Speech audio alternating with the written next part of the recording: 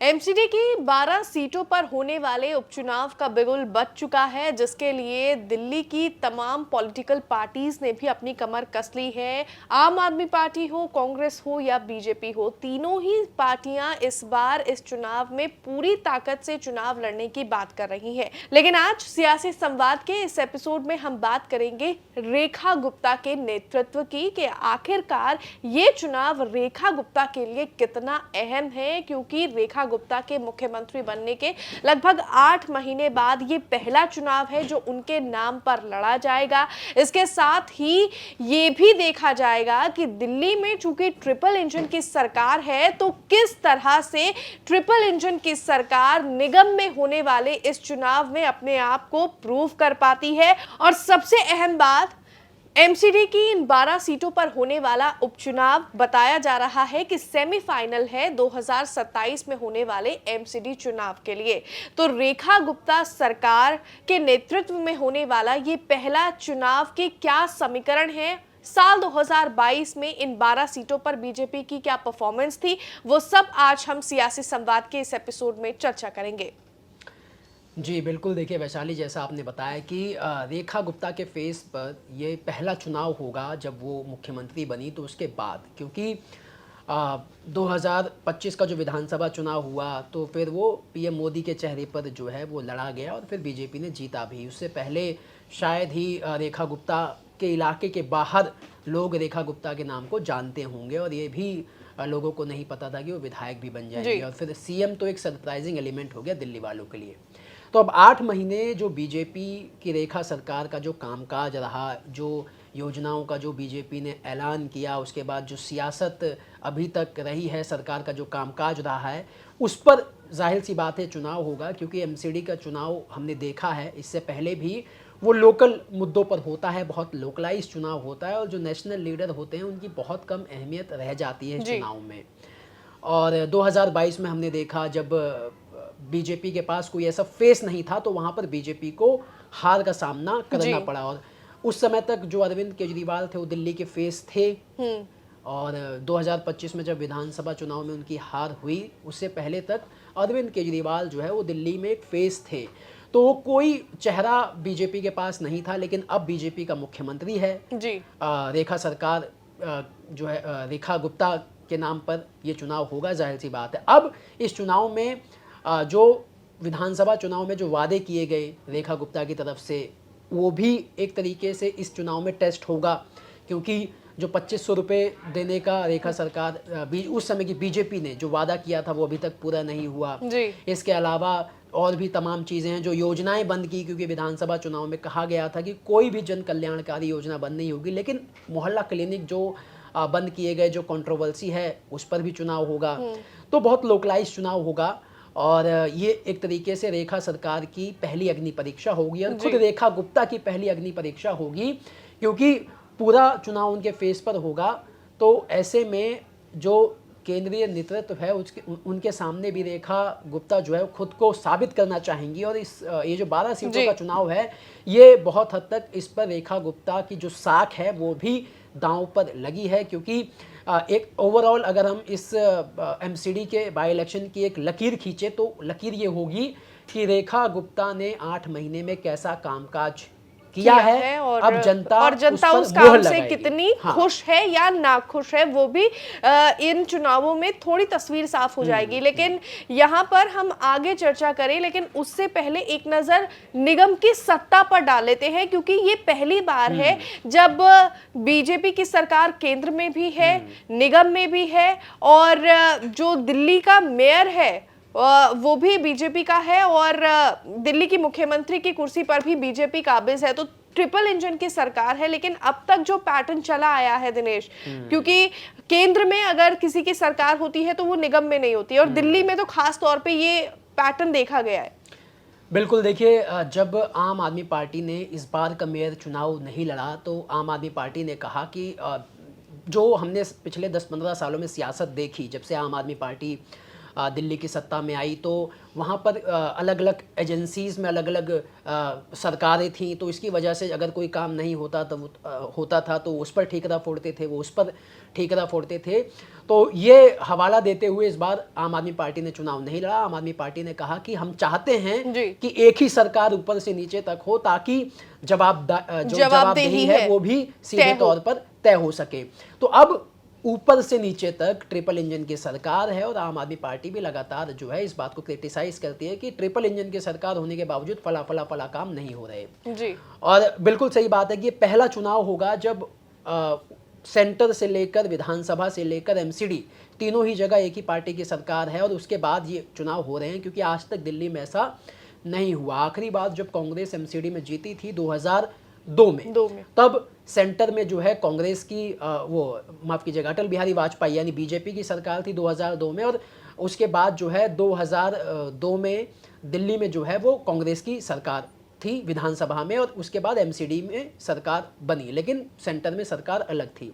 उसके बाद 2007 में जब चुनाव हुए तब कांग्रेस की सरकार आ चुकी थी उसमें सेंटर में, और विधानसभा में भी थी, और उसके बाद एमसीडी में जब चुनाव हुए तो वहां पर बीजेपी जीत गई।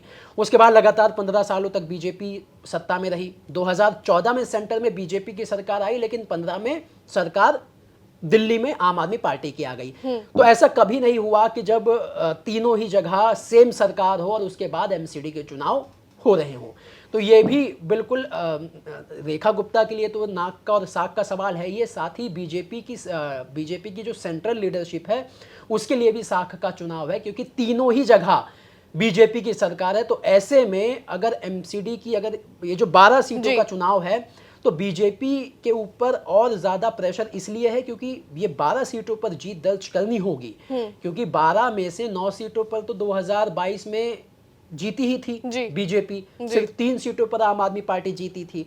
तो ऐसे में और ज्यादा दबाव है बीजेपी पर कि ये 12 सीटों का जो उपचुनाव है, इन 12 सीटों में से 12 की 12 सीटें जीतने का दबाव बिल्कुल है। जी बिल्कुल, और यहाँ हम हमारे दर्शकों को ये भी बता दें कि ये जो 12 सीटें निगम की खाली हुई हैं, ये इस वजह से खाली हुई है क्योंकि साल 2025 में जो विधानसभा चुनाव हुए उस दौरान इन जो पार्षद थे इन सीटों से जुड़े हुए, उन्होंने एमएलए का चुनाव लड़ा और वो जीत गए। और वहीं पर एक सीट है द्वारका बी सीट, जहां पर साल 2024 में हुए लोकसभा चुनाव में द्वारका बी सीट से पार्षद रही कमलजीत सहरावत ने लोकसभा चुनाव लड़ा और वो लोकसभा चुनाव जीत गई, जो कि अब दिल्ली की सांसद है। इस वजह से वो सीट खाली हो गई।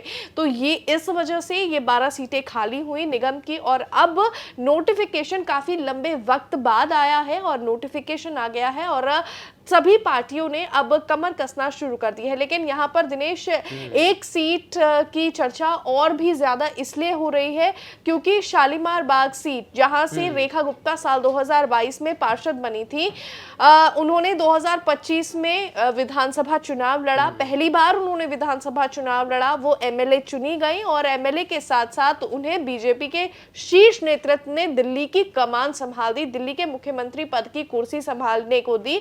और इस वजह से शालीमार बाग सीट खाली है और रेखा गुप्ता के ऊपर अब ये जिम्मेदारी है, उन्हें न सिर्फ शालीमार बाग सीट जीतनी है बल्कि तमाम बाकी की जो 11 सीटें बची हैं उन पर भी बीजेपी की साख को बचाना बेहद जरूरी है। बिल्कुल, आपने बिल्कुल सही कहा। रेखा गुप्ता ने शालीमार बाग से जो पार्षद का चुनाव जीता था साल 2022 में, एक बड़े मार्जिन से जीता था, तकरीबन 8000 वोटों से रेखा गुप्ता जीती थी। और यही वजह है कि उन्हें वहां से विधायक का टिकट दिया गया, क्योंकि एमसीडी जैसे लोकल चुनाव में और जहां पर टोटल जो वोट होते हैं वो 40 से 50 हजार वोट होते हैं एक वार्ड में, और वहां पर जो पोलिंग होती है तकरीबन 25 से 30 हजार पोलिंग होती है, और उसमें 8000 के मार्जिन से चुनाव जीतना एक बड़ी लीड होती है। और यही वजह है कि रेखा गुप्ता को वहां से विधायकी का टिकट दिया गया। अब वो सीट खाली है, तो वहां पर एक और दबाव इसलिए भी होगा क्योंकि रेखा गुप्ता ने बहुत बड़े मार्जिन से चुनाव जीता, और अगर वहां पर इस मार्जिन को तो बरकरार रखना ही है, और कोशिश ये होगी कि इससे ज्यादा जो है मार्जिन इस बार के बाईपोल में बढ़ाया जाए, क्योंकि खुद रेखा गुप्ता सीएम हैं जी। तो ऐसे में अतिरिक्त दबाव है, और अगर ये मान लीजिए अगर बीजेपी ये सीट निकाल भी लेती है और मार्जिन घट जाता है, तो आम आदमी पार्टी को एक और हमला बोलने का मौका मिल जाएगा कि देखिए सीएम जिस सीट से चुनाव जीती थी मार्जिन ये था, लेकिन अब मार्जिन जो है वो कम हो गया है। तो ये भी ख्याल रखना होगा बीजेपी को, तो इसके लिए रणनीति भी बनाई जा रही है। लेकिन अब हम अपने दर्शकों को ये जो 12 सीटें हैं इस पर 2022 में जो चुनाव हुए थे और कौन सी पार्टी कितने मार्जिन से जीती थी, तो इससे थोड़ी सी तस्वीर साफ हो पाएगी कि बीजेपी के लिए कितनी चुनौती इस बाईपोल में होने वाली है, और खास तौर पर रेखा गुप्ता की। तो एक तस्वीर जो है वो क्लियर होगी। तो सबसे पहले मुंडका जो सीट है, हम आपको बता दें कि गजेंद्र सिंह दराल वहां से पार्षद बने थे और जो जीत का मार्जिन था वो बहुत ज्यादा था। 9,348 वोटों का जीत का यहाँ पर मार्जिन था।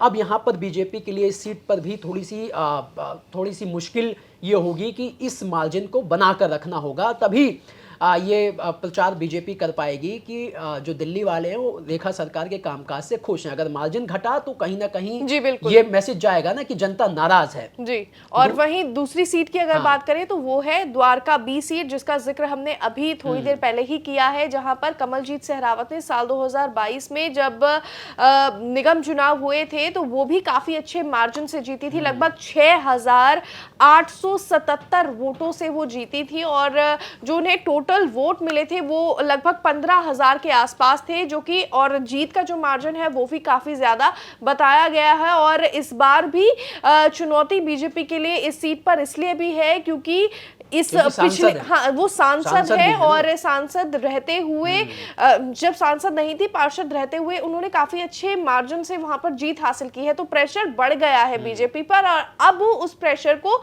उन्हें प्रूव करना है कि साल 2022 में जो नंबर आए हैं अब उससे बढ़कर नंबर बढ़ेंगे। बिल्कुल। और देखिए जो अगली सीट है वो भी बीजेपी ने जीती थी, रिजाऊ कला की, और यहाँ से जो उनकी पार्षद थी नीलम, वो अब नजफगढ़ की विधायक बन चुकी हैं और 10,000 से ज्यादा वोटों के मार्जिन से उन्होंने चुनाव 2022 में जीता था और यही वजह है कि उन्हें पार्षद से विधायक की टिकट मिली थी और विधायक का चुनाव भी उन्होंने बड़े मार्जिन से जीता। तो यहाँ पर भी सेम वही स्थिति है बीजेपी के लिए कि इस सीट को भी किसी भी हाल में बीजेपी को निकालना होगा, क्योंकि जीत का मार्जिन जो है वो बहुत बड़ा था। अब ऐसे ही अगली सीट जो जी बिल्कुल, और शालीमार बाग जहां से रेखा गुप्ता पार्षद रही है साल 2022 में, तो रेखा गुप्ता की भी जीत उस वक्त काफी बड़ी बताई गई थी। लगभग उन्हें 8,000 के मार्जिन से वो जीती थी। और अब जो कि हम पहले भी बताते आ रहे हैं, अब तक जिन जिन सीटों का हमने आंकड़ा बताया है उन सभी सीटों पर दिनेश 5,000 से ज्यादा मार्जिन से बीजेपी जीती है और ये सीट मजबूत बताई जा रही है। और बीजेपी के पाले में कहा जा रहा है कि ये 3 से 4 सीट ऐसी हैं जहां पर बीजेपी को हाथ लगाना किसी अन्य पार्टी के लिए काफी ज्यादा मुश्किल रहेगा। बिल्कुल, क्योंकि हमने जैसा बताया कि जो ये मार्जिन होते हैं इस छोटे से चुनाव में, एमसीडी के चुनाव में, जहां पर बहुत लोकलाइज्ड वहां पे 1,000-1,500 का मार्जिन भी बहुत ज्यादा होता है। और अभी तक जो 4 सीटें हमने आपको बताई हैं उन चारों ही सीटों पे 5,000 से ज्यादा मार्जिन है। देखिए, लेकिन जो अगली सीट है अशोक विहार वार्ड की, यहाँ पर जो पूनम शर्मा हैं वो विधायक बन चुकी हैं, लेकिन जब 2022 में अपना चुनाव वो लड़ी थी तो सिर्फ 156 वोटों का मार्जिन था। तो यहाँ बड़ी कांटे की लड़ाई जो है वो होने वाली है और एंटी इनकम्बेंसी भी होगी, क्योंकि अब तीनों ही जगह बीजेपी की सरकार है। तो ऐसे में आम आदमी पार्टी के लिए यहाँ पर अपॉर्चुनिटी है और उतनी ही बड़ी चुनौती रेखा सरकार के लिए, बीजेपी के लिए इस सीट को बचाना होगा। और सिर्फ अशोक विहार वार्ड ही नहीं दिनेश, संगम विहार ए वार्ड भी ऐसा है जहां पर इस बार कांटे की टक्कर देखने को मिलेगी, क्योंकि बीजेपी प्रत्याशी चंदन कुमार चौधरी साल 2022 में महज 400 से कम वोट के मार्जिन से वो जीते थे और 400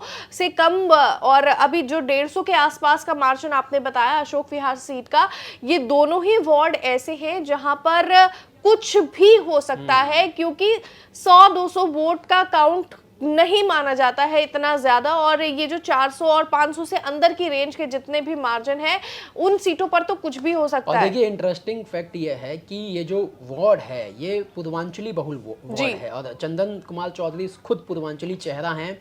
और इस बार छठ को लेकर कंट्रोवर्सी भी हुई, रेखा सरकार की तरफ से बड़े बड़े दावे और वादे भी किए गए कि हमने बहुत बढ़िया इंतजाम किया था।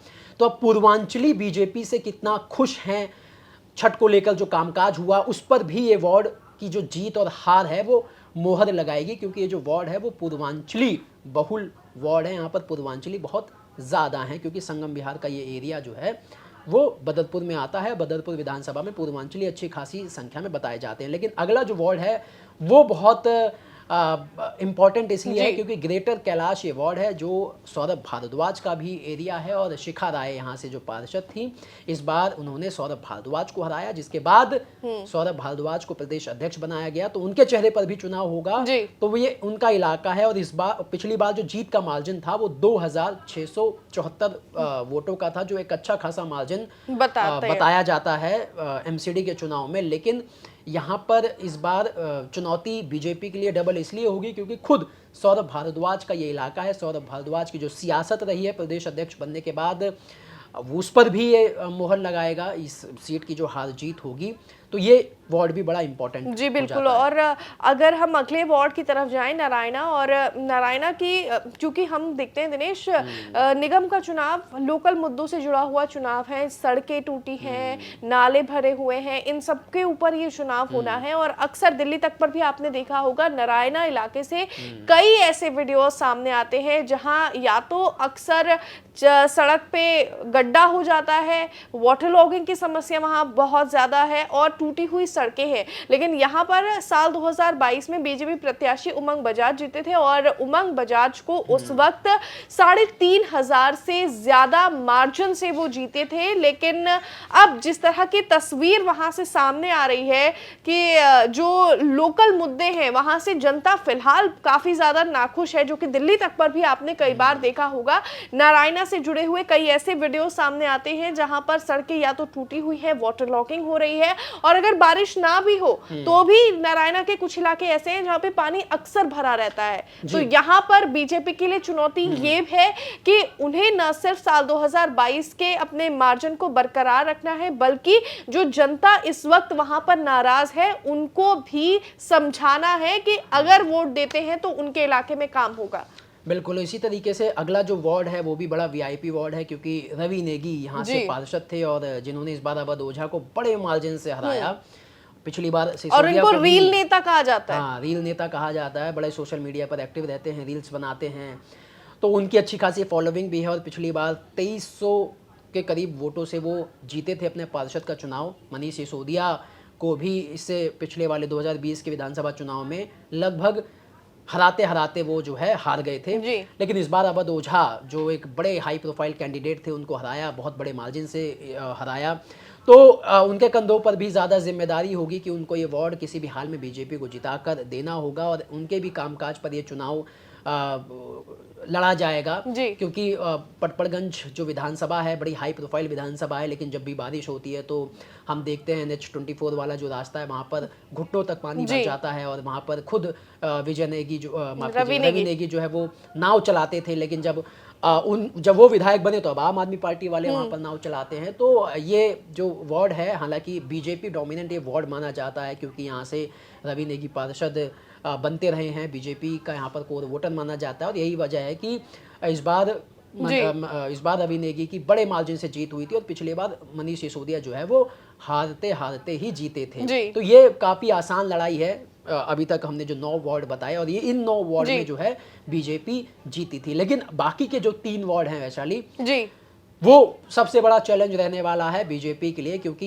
ये जो 3 वार्ड हैं, ये जो 9 अभी तक हमने वार्ड बताए, यहाँ पर तो बीजेपी जीती, जिसमें से 9 में से 2 वार्ड ऐसे हैं जहां पर बीजेपी की स्थिति फिलहाल बहुत ज्यादा कमजोर है, बाकी लेकिन 7 पे मजबूती से खड़ी हुई है। लेकिन जैसा हमने शुरुआत में कहा था कि रेखा सरकार के लिए, रेखा गुप्ता के लिए डबल चुनौती यही है कि ट्रिपल इंजन की सरकार है, और अगर एमसीडी के इन 12 सीटों के बाई इलेक्शन में वही 2022 वाला परफॉर्मेंस बीजेपी दोहराती है, मान लीजिए 12 में से 9 एक बार फिर बीजेपी जीत गई, तो इसमें कुछ हासिल तो नहीं हुआ, क्योंकि अब ट्रिपल इंजन की सरकार है, तो हासिल तो तब होगा ना जब 9 से ज्यादा सीटों पर बीजेपी जीतेगी। लेकिन जो 3 सीटें हैं वो नाको चने चबवाने वाली सीटें हैं, क्योंकि चांदनी महल जो एक मटिया महल विधानसभा का वार्ड है, जहां से आले मोहम्मद इकबाल 2022 में पार्षद बने थे, तकरीबन वहां पर उन्होंने 17,000 वोटों से जी। वो वार्ड जीता था, सोचिए। और ये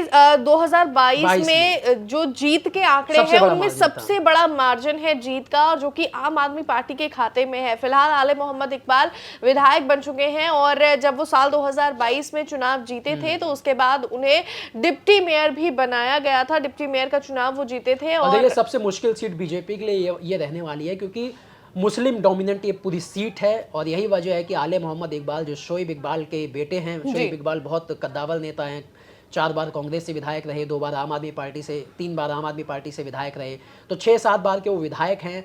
और पूरा मुस्लिम बहुल इलाका है, और कहा जाता है कि मुस्लिम जो है वो बीजेपी को वोट नहीं करता। तो इस लिहाज से ये बहुत इंपॉर्टेंट वार्ड होने वाला है।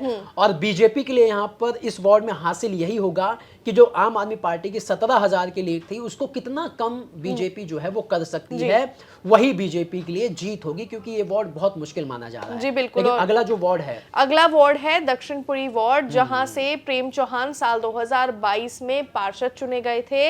हालांकि 2025 में जो विधानसभा चुनाव हुए हैं, प्रेम चौहान अब विधायक चुन लिए गए हैं, लेकिन साल 2022 में उनकी जीत भी काफी बड़ी थी। 6088 वोट उन्हें मिले थे, और ये एक अच्छा मार्जिन है जीत का। और ये बताया जा रहा है कि इस सीट पर आम आदमी पार्टी की मजबूती है, और बीजेपी के लिए आम आदमी पार्टी के पाले में कोई भी रणभेद करना काफी ज्यादा मुश्किल फिलहाल तो नजर आ रहा है।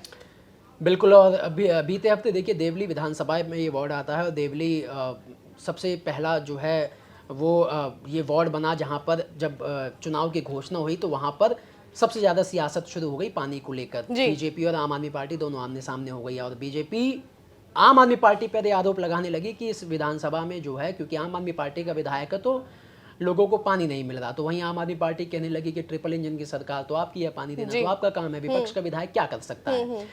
अब ये सियासत जब देवली विधानसभा से शुरू हुई तो आप इसका अंदाज़ा लगा सकती हैं कि बीजेपी कितना सीरियस है इस चुनाव को लेकर, क्योंकि प्रेशर बहुत ज़्यादा है। 9 सीटें तो जीतनी है, लेकिन जो आम आदमी पार्टी की 3 जीती हुई सीटें थी 2022 में, उन 3 में से कितनी सीटों पर सेंधमारी कर सकती है, वो बीजेपी ने अपना प्लान साफ कर दिया कि देवली विधानसभा से उसकी शुरुआत की, क्योंकि अगर बीजेपी को कहीं सेंध मारनी होगी तो इसी वार्ड में मारनी होगी, क्योंकि दक्षिणपुरी वार्ड जो है वहाँ यहाँ पर जो है वो पूर्वांचली यहाँ पर भी हैं, अच्छे खासे हैं, और 6000 का जो मार्जिन है उसे भी पाटना है।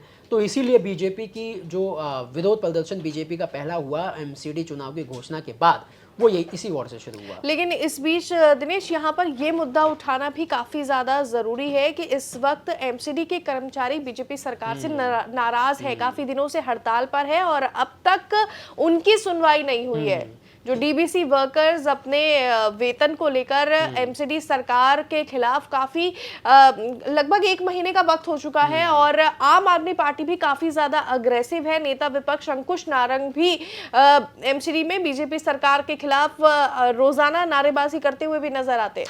बिल्कुल। और हमने जो शुरुआत में कहा वो यही हमारा पॉइंट ऑफ लाइन था कि रेखा सरकार के कामकाज पर ये पूरा बाई इलेक्शन होगा जी। और जो वादे रेखा सरकार ने किए विधानसभा चुनाव में, जो उनकी पॉलिसीज अब तक रही हैं, वो कितनी ग्राउंड पर उतरी हैं, कूड़ा, साफ सफाई, गंदगी, इन मुद्दों को लेकर ये पूरा का पूरा चुनाव होता है। तो अब ये 12 जो सीटों का चुनाव है, इसमें जनता बीजेपी की ट्रिपल इंजन की सरकार से कितना खुश है, रेखा सरकार के कामकाज से कितना खुश है, तो ये पूरा चुनाव जो है इस पर डिपेंड होगा रेखा सरकार की अब तक की परफॉर्मेंस पर। और आम आदमी पार्टी को अगर जनता इस चुनाव में पसंद करती है तो फिर कहीं ना कहीं ये मैसेज जाएगा कि आम आदमी पार्टी को अब जनता एक बार दोबारा से याद करने लगी है, क्योंकि मोहल्ला क्लिनिक की कंट्रोवर्सी देखिए बड़ी हो रही है। और ये जो चुनाव होते हैं यहाँ पर जो एमसीडी के, इसमें कौन वोटर होता है, जो निम्न तबके का वोटर होता है, जिसे हम लोअर क्लास या फिर मिडिल क्लास कहते हैं, इसमें वो फिर सिविल डिफेंस वॉलंटियर्स और मोहल्ला क्लिनिक का स्टाफ और डीटीसी कर्मचारी इस वक्त नाराज है सरकार से। तो ये जो वोटर है, निगम चुनाव का वोटर फिलहाल नाराज है सरकार की नीतियों से। जो वादे किए गए थे ना विधानसभा चुनाव में कि 60 दिन के अंदर जो बस मार्शल हैं 10,000 जिनको नौकरी से निकाला गया उनको पक्का कर देंगे, 8 मार्च को कहा गया था कि 2500 रुपया आना शुरू हो जाएगा महिलाओं के खाते में। तो अब जो किस तरीके से समझाया जाएगा वोटरों को, है ना, अब मुद्दे क्या रहेंगे, क्योंकि महिलाएं तो सवाल पूछेंगी। सिलेंडर फ्री देने की बात हुई थी होली दिवाली, वो निकल गया। होली पे भी प्रदर्शन हुआ, दिवाली पे भी प्रदर्शन वो भी हुआ, नहीं मिला। तो ये जो आम आदमी पार्टी तो ये सारी चीजें मुद्दों भुना रही है, वो लेकर जाएगी, चुनाव में लेकर जाएगी ना, जनता को याद दिलाएगी कि देखिए ये वादे हुए थे। उन वादों को तो पूरा नहीं किया, बल्कि जो वादा किया गया था कि कोई भी जन कल्याणकारी योजना बंद नहीं होगी, अब मोहल्ला क्लिनिक को जो है वो बंद किए जा रहे हैं। तकरीबन 200 मोहल्ला क्लिनिक बंद करने की खबरें जो हैं वो मीडिया में चल रही हैं। 12 तारीख से मोहल्ला क्लिनिक बंद भी हो जाएंगे, नोटिस भी लगने शुरू हो गए हैं। तो कहीं ना कहीं मोहल्ला क्लिनिक का जो कॉन्सेप्ट है वो गरीब लोगों के लिए लाया गया था, क्योंकि इलाज इतना महंगा है, सब जानते हैं देश की राजधानी दिल्ली में इलाज कितना महंगा है। अब मोहल्ला क्लिनिक पे फ्री में इलाज हो रहा था। जन आरोग्य जो मंदिर हैं वो हर जगह खुले नहीं हैं, अभी सिर्फ 67 जन आरोग्य मंदिर खुले हैं, जबकि रेखा सरकार ने कहा था, रेखा गुप्ता ने कहा था कि उन जगहों के मोहल्ला क्लिनिक बंद किए जाएंगे जहां पर जन आरोग्य मंदिर खुल जाएंगे। लेकिन हमने देखा, और आम आदमी पार्टी भी इस मुद्दे को भुनाएगी कि जो मोहल्ला क्लिनिक का बोर्ड हटा के जन आरोग्य मंदिर का बोर्ड लगा दिया और कहा कि ये हो गया जन आरोग्य मंदिर। सिर्फ कुछ ही जगह नई जगहों पर खोले हैं, बाकी नाम बदल रही है सरकार। जी बिल्कुल। और तो ये सारे मुद्दे ये भी कहा गया था कि मोहल्ला क्लिनिक का जो स्टाफ है सबसे पहले उन्हें अकोमोडेट किया जाएगा जन आरोग्य मंदिरों में, लेकिन अब वो तक भी परेशानी है, किसी एक भी मोहल्ला क्लिनिक स्टाफ को अपॉइंटमेंट लेटर नहीं मिला है, बल्कि टर्मिनेशन लेटर उनके हाथ में जरूर थमा दिए गए। तो यही परेशानी है, वही हम पूरी बात कह रहे थे, और इस पूरी चर्चा का लबुलुआब यही है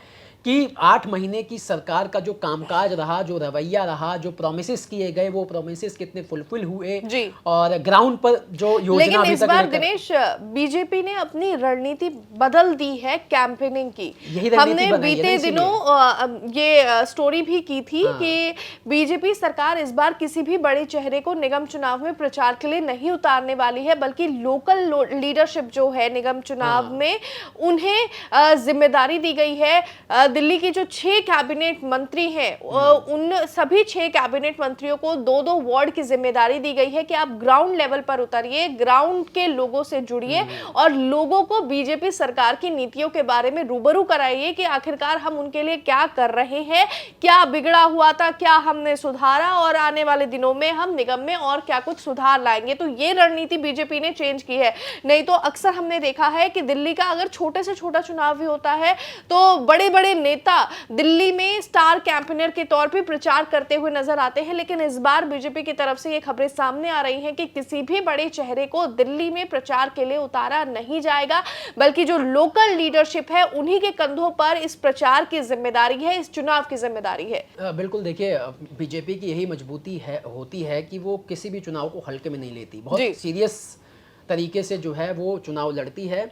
और जो आपने बात कही वो बात यही है कि अरविंद केजरीवाल क्योंकि दिल्ली की सियासत से अब गायब हो चुके हैं, वो नेशनल लेवल की पॉलिटिक्स में ज़्यादा इंटरेस्ट ले रहे हैं, तो यहाँ पर बीजेपी अपने चेहरे को टेस्ट भी करना चाहती है कि हमने रेखा गुप्ता के नाम का जो चेहरा दिया दिल्ली वालों को, तो वो इन बाई इलेक्शन, देखिए इन बाई इलेक्शन में जीत हार से कुछ बदलने या फिर बिगड़ने वाला नहीं है। मेयर के जो चुनाव अगले साल होंगे, जो मेयर चुना जाता है हर साल, उस पर भी कोई ज्यादा फर्क नहीं पड़ेगा।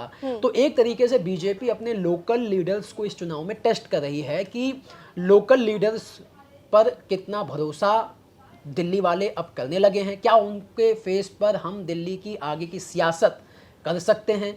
तो ये पूरा बीजेपी का प्लान है और यही वजह है कि इस चुनाव में आपको बड़े चेहरे नहीं दिखाई देंगे, लोकल लीडर दिखाई देंगे, क्योंकि बीजेपी छोटे चुनाव में अपने आप को टेस्ट भी करती है। जीतना तो उनकी पहली प्रायोरिटी है ही, लेकिन उसके साथ ही नेता खोजना, एक लीडर खोजना, तो वो लीडर अब रेखा गुप्ता के की शक्ल में जो है बीजेपी को मिला दिल्ली में या नहीं मिला, ये पूरा उसका चुनाव होगा। और इसी बिना पर फिर 2027 की प्लानिंग बीजेपी करेगी। अगर यहाँ पर ये टेस्ट फेल हो जाता होगा, अगर ये टेस्ट में पास रही रेखा गुप्ता, तो फिर 2027 में उसी हिसाब से प्लानिंग होगी।